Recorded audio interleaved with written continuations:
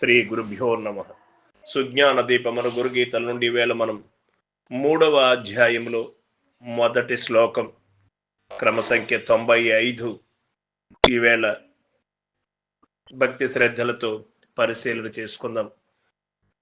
ధ్యానం శృణు మహాదేవి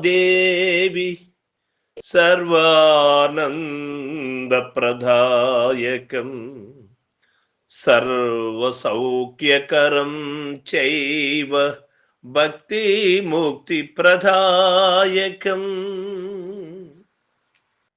ఓ పార్వతి, నీవు సమస్త ఆనందముల నొసంగునదియు సమస్త సౌఖ్యములను చేయునట్టిదియు భక్తి యుక్తులనిచ్చునదియునగు ఆత్మ ధ్యానమును చెప్పుతున్నాను, వినుము అంటూ ఉన్నాడు పరమేశ్వరుడు పార్వతీ మాతతో. మానవ జన్మ సార్థకతకి,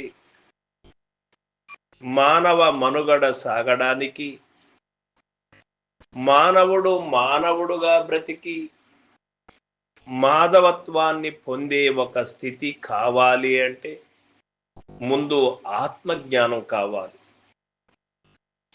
ఆత్మ అంటే ఏమిటి, నేనంటే ఏమిటి, ఆత్మ యొక్క స్థితిగతులు ఏమిటి అనే విషయాన్ని క్షుణ్ణంగా తెలుసుకున్నటువంటి వారికి సాంఖ్యతారక అమనస్క బోధలు గురుముఖత విచారించినటువంటి వారికి, సాంఖ్య తారక అమనస్కములను పరిశీలన చేసినటువంటి వారికి తనలోకి తాను ప్రవేశించి ఒకటిగా వచ్చినటువంటి ఈ జీవాత్మ ఆత్మగా ఉండక అది జీవాత్మగా మార్పు చెంది 24 తత్వములతో మమేకమైనటువంటి యొక్క ఆత్మ జీవుడుగా వ్యవహరిస్తూ జీవ శివ జగత్తులకి నేనే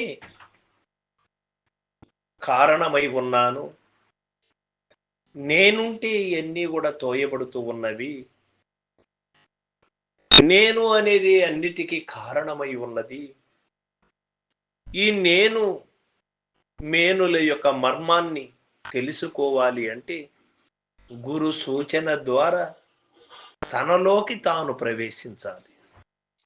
తనలోకి తాను ప్రవేశించి అపాన వాయువులో ఉన్నటువంటి జీవుణ్ణి సహస్రారానికి తీసుకొనొచ్చేటువంటి మార్గాన్ని తెలుసుకున్నటువంటి వాడు సచక్ర సంచారి సప్తచక్రములో నిలబడి తాను లేకపోయినటువంటి స్థితిని పొందుతాడు.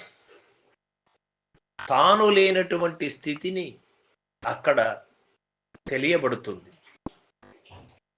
శబ్దస్పర్శ రూప రసగంధములను మీరినటువంటి స్థితి తనకే తెలియబడుతుంది. అరిసద్వర్గములను రూపుమాపేటువంటి ఒక శక్తి వారికి కలుగుతుంది. అది కావాలి, అది తెలుసుకోవాలి అని చెప్తూ ఉన్నారు పరమేశ్వరుడు. సర్వం సద్గురు పాదార్పణమస్తు. జై గురుదేవ.